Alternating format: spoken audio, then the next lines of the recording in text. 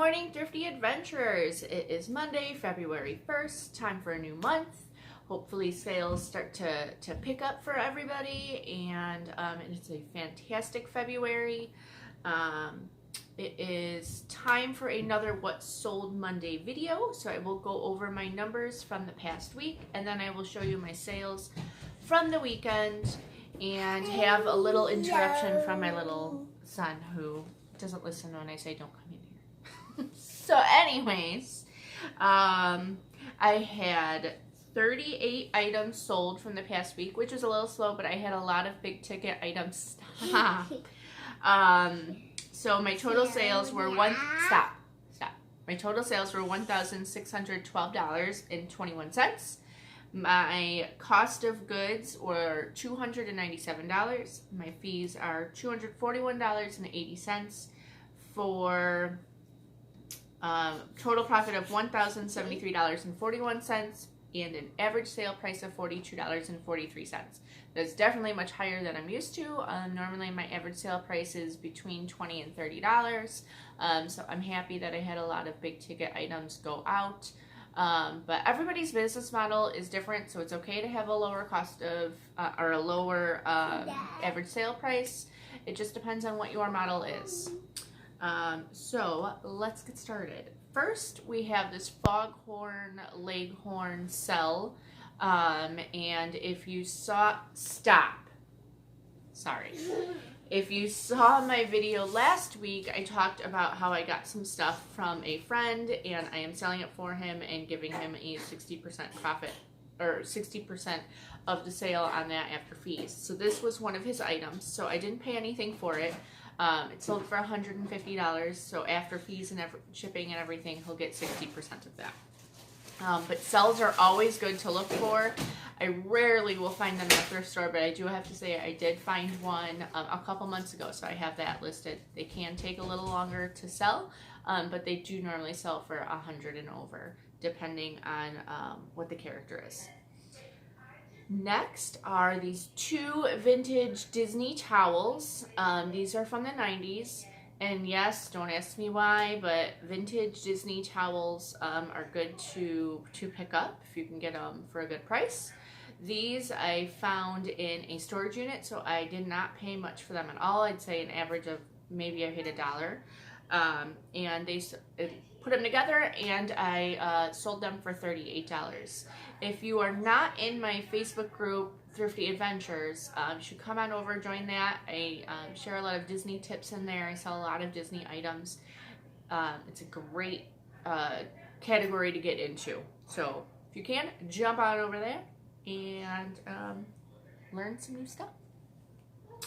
Next are these Dukes of Hazzard Hot Wheel cars. These I got at Goodwill for, I think they were $3. I took a lower offer. I had them up high for like $82. I didn't think I would get that. Someone offered me $50. I had them up for about, I'd say a month and a half, 2 months maybe. So I decided to just take it since it was a lower sales week. I'm fine with that profit margin. Easy shipping item, so $50 and out the door they go. Next, this was on the same trip of the Dukes of Hazzard cars. Were these Tyco Looney Tune characters. So I am missing one from this set. There is supposed to be 5 in this set. But the 4 went pretty well. Like I said, I had them listed for about 2 months. They were $2.99 each. If there was only one of them there, I may not have gotten it. If you only can get like one in this set, it probably will only sell for about $20 or so. But being that I had most of the complete set, it was definitely worth it. So they sold for $81.96. I charge shipping on all my items, so they pay for shipping. So it's $81.96 plus shipping on that, and out the door they go. Next, it's funny, this is also from that same shopping trip. It must have, I don't know, it was a weird coincidence, but I had 3 items from the same shopping trip sell all on the same day. This was a Frosty the Snowman bobblehead. This did not sell for a lot. It sold for $18.82. It's actually going overseas. And it's funny, the lady actually emailed me and said it was for her special needs son, and he really loves Frosty, so it's for his birthday, and asked if Frosty was still a thing here because she couldn't find a lot of Frosty items. So always look for Frosty the Snowman. They can sell fast. Some collectibles will go for more, but it's a good thing to look out for. And international shipping directly to them, I always go right direct to them. I don't use global shipping program. It's cheaper for the buyers this way, and it is not scary. If there's one new thing you should try this year, it is direct shipping internationally if you don't already do it. Next were 2 dress shirts. These I've had in my store for a long time. I'd probably say 6 months to a year. But I got them for like $1. They were in a big lot of clothing that I got. So it's not much to just throw them in a tote after I list them. So I'm okay with that. So $1 sold for $20.46. These were not anything crazy as far as the brand name was. It was vintage, so that may have helped the sale.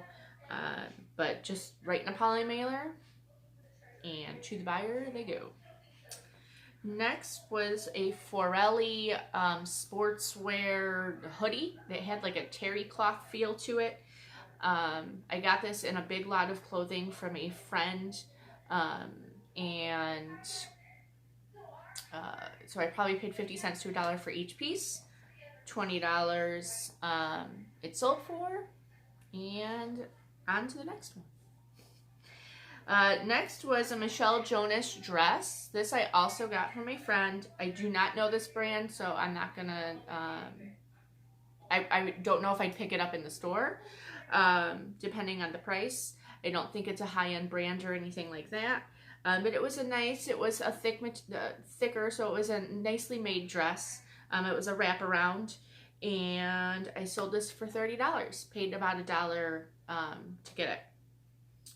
And then next was a Pinocchio 3D plate. So I got a whole bunch of these Disney 3D plates at an auction that I go to. And plates in general don't sell for much. Even Disney ones don't always sell for much, but the 3D design, and these are from the 90s, they're a highly collectible. So this does normally have a box and a COA. This one did not, so I did sell it without those items. And I paid about $15. It sold for $55. So not too bad. I do have a lot of other plates listed, so they were easy to, listed, so they were easy to list because I was able to get a bunch of them. So I was able to just do, create a copy on the draft and just change a couple things with each listing. So that helps too. So I'm okay with a lower profit margin for that. Next was a cross stitch kit. I love, love, love, love, love cross stitch kits. They're hard to find. I do not find them often, but this I found at Goodwill a couple weeks ago for $3. I threw it up for $90. I couldn't find many comps for it. I think I actually had it at $110, and then I put it on sale. I do have my whole store on sale pretty much at all times. So I had it at $90. Someone bought it. Or I think I sent out an offer for $90, excuse me. And then someone bought it, paid for it. Up the door it goes, right in a poly mailer. Those are my favorite, but they're hard to find. So always look on top of things, in bins, under. They can be hard to find. Sometimes they're buried, but they are worth the hunt. And then last but not least is another plate. This one actually sold on Facebook. I'm showing you the eBay listing of it just because it's hard to get a screenshot of the Facebook sold item. But this did sell on Facebook for $40 plus shipping. I love Facebook Marketplace.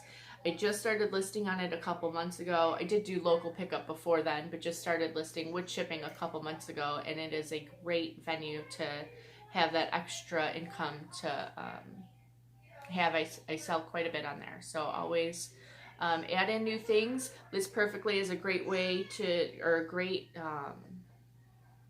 I can't think of what I want to say, guys. A great platform. There we go. It's a great platform to use to cross-post your items on all different sites. Well worth the money that it costs for the monthly subscription, which is not that much. But I definitely pay that back monthly for what I sell on the other platforms. So well worth it. But that's all I have for this week. I hope you enjoyed the video. Let me know if you have any questions. Comment down below. Like, subscribe, all that fun stuff. And I will see you next week. Have a fantastic week. Happy hunting. See you guys soon. Bye-bye.